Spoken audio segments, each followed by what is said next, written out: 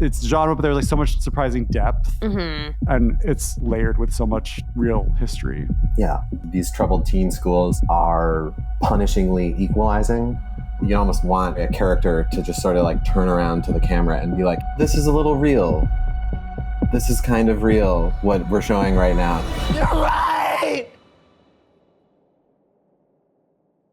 My dad doesn't love me. He hates me.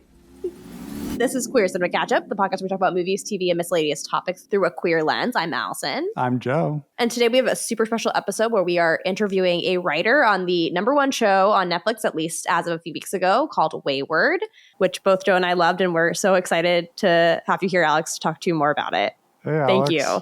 Hey, yeah, I'm excited to be here. Maybe a first way to kick it off is I had seen you all were working in a physical writer's room. How was that? Did you know everyone you were working with previously, or was it a bunch of new faces? Mostly new faces. I'm primarily, I would say, or I bill myself as a both horror and or queer coming of age writer. And so a lot of my writing samples fall into those territories. And because this is a horror and somewhat of a queer coming of age show, it kind of worked out perfectly that the plans aligned in that way. And then, yeah, the room itself, I think for a lot of showrunners, you're really looking to cast the room in a way. So you have people from all different backgrounds, not only their own personal backgrounds, but the types of shows that they've written on. And you never know what you're getting into when you throw personalities together, coming up with crazy ideas all day, and it was just a really great combination of people. So I really couldn't have been happier with the actual experience of spending time day in and day out with everybody. It's cool to hear that there are different genre lenses. You can definitely feel that in watching the show, where it's spooky, it feels like a horror show, but then you really relate to the kids and their coming-of-age journey, and it's funny. And so you're almost like, what am I watching? Like, what genre is this? But not in a way where it feels discordant. And so I feel like it really came across that everyone melded well. Yeah, and I think, given the subject matter and everything like that, it was important to kind of infuse it with a type of absurdist comedy in a more mild way that May is certainly very skilled at. I mean, I am relaxed. I'm relaxed. Are you relaxed? Oh my God, are you okay? It's a tonal mesh of a show, and I think that was really reflected by the combination of writers that we had there, for sure. Were there any pieces of dialogue you had written where you were surprised by the performance? Where they, like, it went in a different direction than you anticipated and you were kind of excited by? Yeah, I think, I just got to really shout out Toni Collette. Yes. We love Toni. Evelyn was somebody who just existed in our minds, and we didn't really want to get attached to anybody. And when I heard it was going to be her, I'm like fist pumping, I'm like, yes, that's it. But then with the kids, the actor who plays Stacy in the show, I think is just phenomenal. And that is a character who is straight out of our imaginations, leaping onto the screen. Isolde Ardays? She's fantastic. And I had read that the show was inspired by May's experience growing up with a friend who had been sent to sort of a school for troubled teens, and May sort of wondering, like, what would have happened if I had gone to rescue this friend. Hearing that story and then kind of seeing the show and how many surreal aspects are a part of it too, I'm just so curious to hear, like, how did the show go from that germ of an idea to what it was? When we started the room, May had already written the pilot episode. Okay. And we owed a story that, even though it was infused with various genre elements, that was very accurate to portraying, the experiences of a lot of people in these schools, and whether it's academic articles that were written about it or the Paris Hilton book. 4:30 in the morning, 2 large men came into my room and just shook me out of bed and said, "Do you want to go the easy way or the hard way?" And they were holding up handcuffs. It's hard to believe that can be legal, isn't it? It's hard to believe that any of this is legal. It just blows my mind that there are people like this that exist in the world.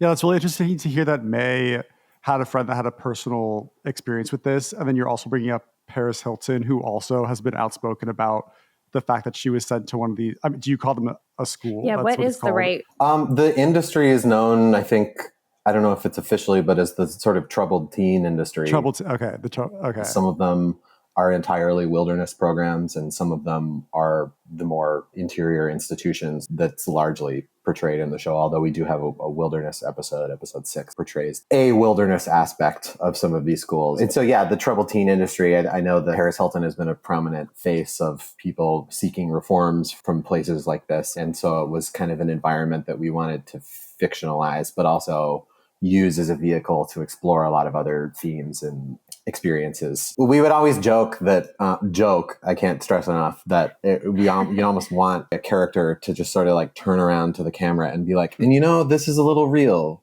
This is kind of real, what we're showing right now, just so you know. Yeah. So much of what it seemed like you were exploring were things that we might generally see as positive, like therapy or breaking our patterns that are keeping us stuck, or exploring intergenerational trauma and trying to stop it. I'd love to hear more about how you approach theme, I guess in general, like when you're constructing a TV series, but also specifically with this show, because I just feel like it had a lot to say and it felt original, especially kind of given how our culture looks at some of these topics. Sure. Yeah. I think, for me personally, theme is something that always, I don't know that this is a popular thing to feel, but for me, theme always is a secondary thing. It comes out of character. I never personally start being like, the theme that we want to explore is this necessarily. It all comes from a starting point of a character, and then what that character decides to do, and the way that we explore, different options of the ways that a character could react in a different environment, and then what that says. Mm-hmm.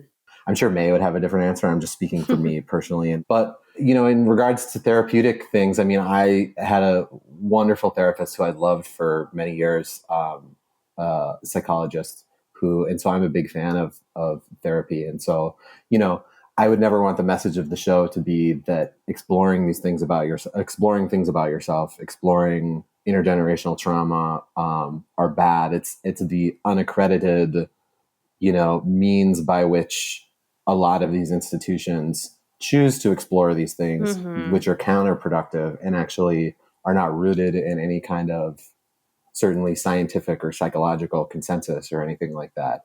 And that it's more about, the real tragedy being the duality of having potentially psychological or intergenerational things that do need exploring.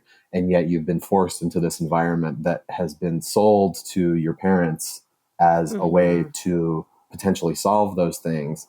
But the means by which they're using to solve those things, I'm using air quotes for people listening, are completely bananas and not helpful and not proven to be beneficial in any way whatsoever. And yet, unregulated industries like this are allowed to, I think, continue to thrive in some instances. They're multi-million-dollar industries. So it's sort of like the misuse of what could be good. Yeah, and I think we're living in an era too where it's so good. It's such a good thing that more people are going to therapy and working on themselves, but there's also this more widespread case of kind of weaponization of therapy speak in order to justify maybe certain narcissistic behavior. I think the Sopranos is very good at exploring. It's an interesting challenge, maintaining the integrity of the fundamental psychological approach while not using it as a way to tell yourself just a different narrative than the one you've already been masking with, for example. So that's really interesting to hear you say about how you go in kind of character driven first, and then the themes kind of naturally come out from the way in which you think these characters would act. Like Evelyn is talking to Lila and saying that parents often disappoint. And she speaks about her parents specifically and says, they hurt me and they called it love. And then you get insight. At least I perceive that she is working for this school where she thinks she can help these children detach from their parents because that's like the source of all their pain, while also not seeing that she's causing them tremendous pain. Yeah, we always talk about in a lot of different writers' rooms about, how the best villains, air quotes again, are people who have their own motivations and aren't just the mustache twirling villain or anything like that. They have a strong point of view. You're understanding where they come from, but not because you agree with them. Mm-hmm. You're able to simultaneously kind of recognize the tragedy that, you know, in the contradiction. That's what I think was so successful about Laura's character, because you kind of see her stepping into a cult leader type role. I mean, I know this is a limited series, so I don't know if we'll ever get to see like what that might be, but we're primed to be on her side from the beginning because we were in her family from the start. Well, and speaking of the real life troubled teen industry, that a lot of times the staff at these real life schools are former graduates. Mm-hmm. Everybody's not graduating and trying to reform the institutions. Mm-hmm. I don't want to speak for anybody, but there are maybe a little bit cult-like similarities, the way that people have told themselves that something was actually helpful. Mm-hmm. You know, you see this not even just in the troubled teen industry, but like certainly in, I'm sure, some queer conversion camps where you unfortunately do have people who have decided or needed to believe that what they experienced was correct. Yeah. I didn't have a personal experience at these schools, but I was a queer teenager in 2003, a queer ne'er-do-well teenager in 2003 who knew what it was like to be a teenager in this era. Given your background, given May's background, given the other queer representation on this show, obviously, like, queerness is kind of like a fundamental foundation to how this is written. Yeah. We talked a lot about the real experience of a trans person in 2003, whether it's HRT or societal acceptance broadly. It was, you know, I mean, I was closeted in 2003 and I'm a cis, you know, gay man. It was not great for us, you know, back then, let alone gender expansive people. Mm-hmm. The thing that could be alluring about Tall Pines, the city, it was this kind of utopia in a way that is kind of undeniable for somebody like Dempsey. And then queerness within the school, there's something about these troubled teen industries that is so much different from like a full-on queer conversion therapy school. Mm-hmm. It's almost like queerness is treated as like on the same level as like smoking weed. It's not the centerpiece of their focus necessarily. And there's something about these schools, these troubled teen industry schools, that is so punishingly equalizing. Yeah. In a way that is erasure, Mm-hmm. or you sort of forget your own identity because you just have to survive by all these weird arbitrary rules and requirements. And so how queerness might manifest for somebody in that environment as either an outlet or the way a repression that equalizing factor can facilitate, you know, how does that maybe drive somebody a little crazier? Mm-hmm. And then at the town, in the fictionalized world of Tall Pines, it was totally utopian when it comes to beliefs about things like that. And it was like this reward that like you completed it and you get to be whoever you want to be. And that circumstance lending to sort of a complicated, imperfect decision on the part of Dempsey, you know, at the end of the season. Yeah. Yeah. When they're in the car in the very beginning and Dwayne's kind of talking about how this is like a small town, and then Dwayne thinks twice and is like, but you shouldn't be worried because this is actually a really progressive place. Everything's fine here in Tall Pines. Yeah. And then it's hilarious because they run right into a child who's run out of the woods, petrified for their life. So I mean, I love that scene. It's both the intro to what this story is going to be, but also just these kind of small moments where the show's not spelling it out for you. Like Alex is trans, Alex is queer, and has anxiety about where they are and how they're going to be able to live their life. But it's just so present in each of these little tiny moments where like the subtext is really rich. But the identity erasure kind of theme that you were talking about, one of my favorite scenes was when the kids gain a foothold and they've rebelled and they've locked themselves in the facility. Abby finds their boxes of all their belongings, and then it kind of leads to this party and this celebration of who they are as individuals. And then we get Abby and Ello kind of getting closer. Like that was so beautifully done. I didn't even really think about how, institutions of all kinds kind of stomp out your individuality. Rediscovering who they were before. Yeah. Literally rediscovering who they were, you know, before they got there. Yeah.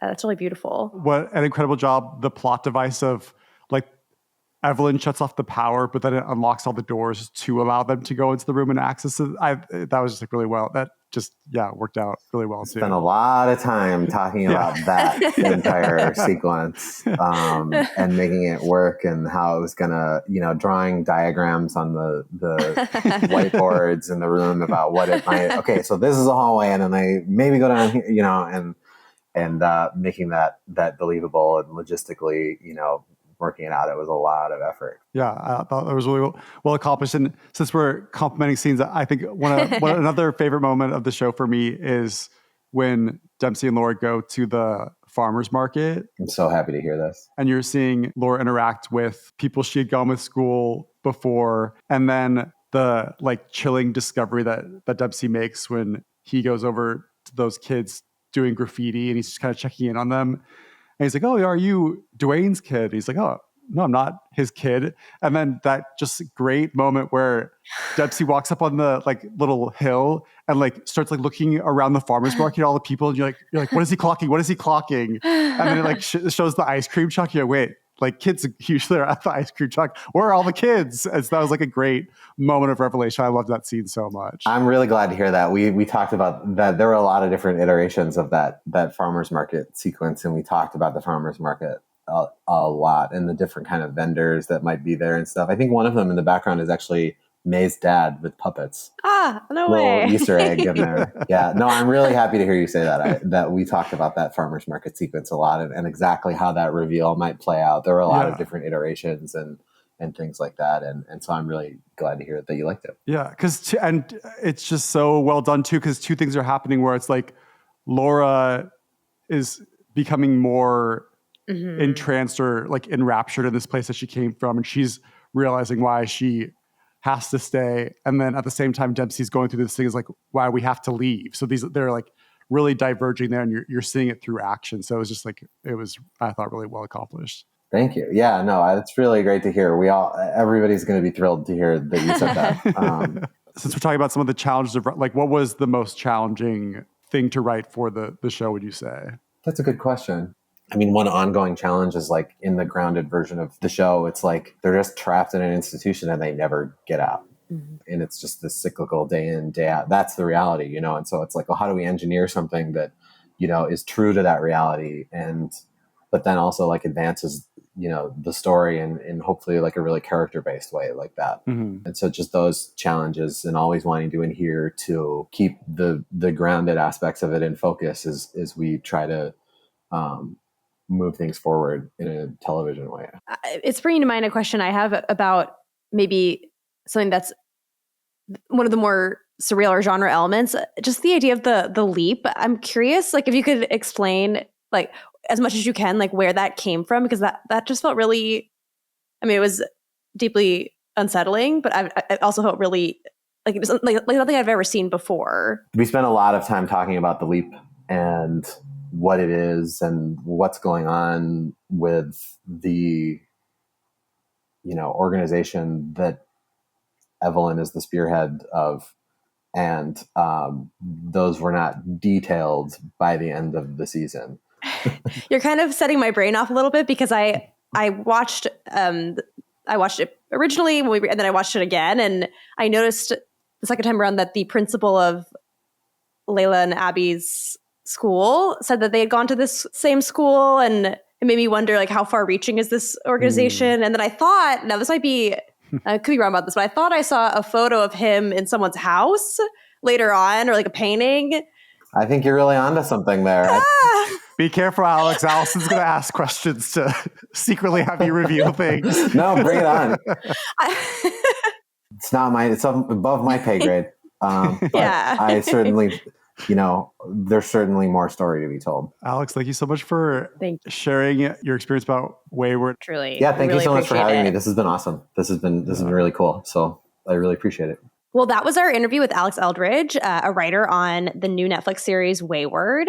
And we are so grateful that Alex joined us. It was such an insightful and exciting conversation. If you do watch the show and you want to hear more from us, please, as I always want you to do, please email me. And if you want to dip back into TV shows that we've talked to about in the past, we've talked about Severance Season 2. We've talked about White Lotus Season 3. Under the Bridge. Partially Hacks here and there. The Last of Us. The Summer I Turned Pretty video essay. Wow. TV, man. I love it. Go watch Wayward. Yeah, go watch Wayward.